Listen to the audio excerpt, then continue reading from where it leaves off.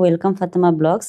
So আজকে সকাল সকাল উঠে ডিসাইড করেছি যে কোনো রান্নাবাড়ি করব না, বাসার অনেক বাজার আছে যেগুলো হলো সবজি বাজার। যেহেতু ভাই চাঁদপুর থেকে মাছ নিয়ে এসেছে, সো অনেক মাছ আসছে, সো ভাবলাম সবজির বাজার করতে চলে যাই। সো চলে আসলাম পূর্বাচল, যেটা বলতেছিলাম যে নেচারের কাছাকাছি বাচ্চাদেরকে তো রাখতেই পারি না, কারণ যেহেতু আমরা শহরে থাকি।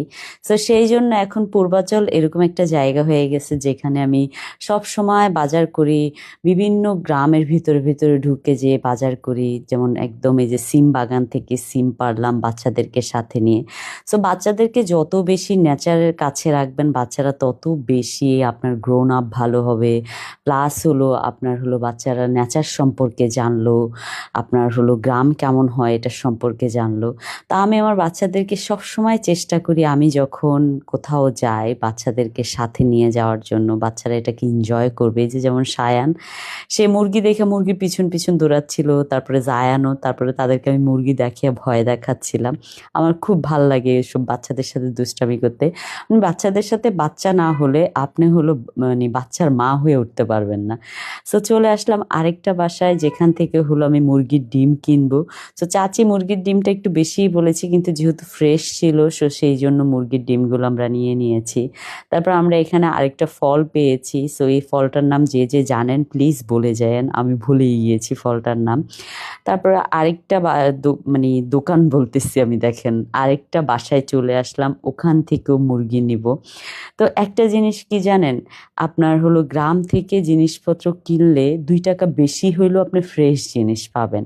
আমার বাচ্চারা এত বেশি এনজয় করতেছিল, সাথে আমার ভাই ছিল, বোন ছিল, ওরা মিলে আমরা খুব মজা করতেছিলাম বাচ্চাদেরকে সাথে নিয়ে। এই লাঠিটা দেখে সায়ান লাঠি নিবে, সেটা নিয়ে তার মামার সাথে রাগারাগি করছে। তারপর তার মামা বুঝিয়ে টুঝিয়ে গাড়িতে উঠিয়ে নিয়ে আসলো। তবে আপনাদের জন্য একটা গুড নিউজ চলে আসলাম আমাদের স্টাইল অ্যান্ড লুকের পক্ষ থেকে। আমাদের স্টাইল অ্যান্ড লুকে হলো 50% ডিসকাউন্ট চলতেছে আমাদের 3টা ব্রাঞ্চেই। একটা হলো শান্তিনগর, একটা হলো পুরান ঢাকা, আরেকটা হলো মানে পুরান ঢাকা ওয়ারিতে, আরেকটা হলো আপনার কিশোরগঞ্জে। সো আমরা আরেকটা নতুন সেলেন দেওয়ার প্ল্যান করছি, যেটা হলো গুলশানে। সো আপনারা যদি কেউ শেয়ারে ইনভেস্ট করার জন্য ইন্টারেস্ট থাকেন অবশ্যই আমাদেরকে জানাবেন। এটা হবে প্রিমিয়াম, যেটা হলো আমাদের স্টাইল অ্যান্ড লুক প্রিমিয়াম হবে।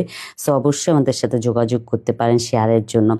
তারপর হলো যেটা বলতেছিলাম, চলে আসলাম এখানে শাক তুলতে। জায়ান আমাকে দেখে সে বলতেছে সেও শাক তুলবে, কিন্তু সে কখনো করে নাই। আমি বাচ্চাদেরকে চেষ্টা করি এসব কাজ শেখানোর, কারণ হলো কৃষি কাজ আপনার এমন একটা কাজ যেই কাজে অনেক বেশি কষ্ট হয়, কিন্তু এটাতে হলো আপনার ফ্রেশ জিনিসপত্র আপনি পেয়ে যাবেন, এরকম জিনিসটা। সো আমি আমার বাচ্চাদেরকে এই জিনিসগুলো শেখানোর চেষ্টা করি যে তোমরা যত বেশি মাটির সাথে কানেক্টেড থাকবা, তত বেশি তোমার শরীর ভালো থাকবে, মন ভালো থাকবে, সব কিছু ভালো থাকবে। এই যে দেখেন যারা নিজের হাতে শাক নিয়ে ঘুরে বেড়াচ্ছে, কিন্তু সে একটা শাকও তোলে নেয়, সবগুলো শাক আমিই তুলেছি, জাস্ট জোকিং। আমার মেয়ে তো চেষ্টা করেছে, এটাই আমার কাছে অনেক কিছু। তারপর আমরা চলে আসলাম ফুলকপি বাগানে, এখানে ফুলকপি ফ্রেশ ফুলকপি দেখতেছিলাম। সো এই ফুলকপিগুলাই কিন্তু আপনার বাজারে যায়, তারপরে পানি মারা হয়, তারপর হলো 2-3 দিন রাখা হয়, তারপরে বিক্রি হয়।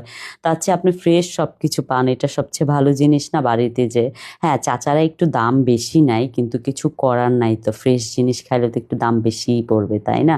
তারপর আমরা মূলা নিলাম, এই যে অনেকগুলা মূলা উঠে আনলাম। এর মাঝখানে আমি স্টুপিটের মতো একটা কাজ করে ফেলেছি, সব সবজিগুলো এখন ধাম করে নিচে পড়ে যাবে। তারপরে আমরা সবগুলো আবার গাড়িতে সুন্দর করে গুছিয়ে তারপরে হলো চলে গেলাম খেতে, কারণ আমাদের দুপুরে লাঞ্চ করা হয় নাই, সকালে যেহেতু বের হয়েছি। সো দুপুরে লাঞ্চ করতে চলে আসলাম লীলা মার্কেটে। আসলে আমি এই দোকানটাতে আসি কারণ এখানে অনেক ভাজি ভর্তা এগুলো সব পাওয়া যায় ফ্রেশ ফ্রেশ। সো ওনারা যে প্রত্যেক দিনেরটা প্রত্যেক দিনই সেল হয়ে যায়, ওনারা গেলেই খুশি হয়ে যায়, ওনারা জানে আমি কি কি খাই। সো তারপর আমাকে একবার রিমাইন্ড দেওয়া আপু কি কি দেবো, দেখা যায় টেবিল ভইরা দেয়, আমি বলি ভাই এত দিয়েন না, কমে দেন। তারপরে এবারে কমিয়ে নিয়েছি। তারপরে যারা আমাকে বলতেছিল যে মাম্মা আমাকে দাও ভাত, আমি বললাম ঠিক আছে যারা এখনই দিচ্ছি। তারপর আমি যারা আমার বোন আমার ভাইরা সবাই মিলে সুন্দর করে আরাম করে খাচ্ছিলাম। তবে বাংলা খাবারের উপরে ভালো খাবার হতেই পারে না আমার মনে হয়, যেহেতু আমি বাংলা খাবার খেয়ে ইউজ টু। সো আমরা খাবার দাবার খেয়ে এখন বাসার উদ্দেশ্যে রওনা দিব। Thank you so much for watching my video. Bye bye, আল্লাহ হাফেজ।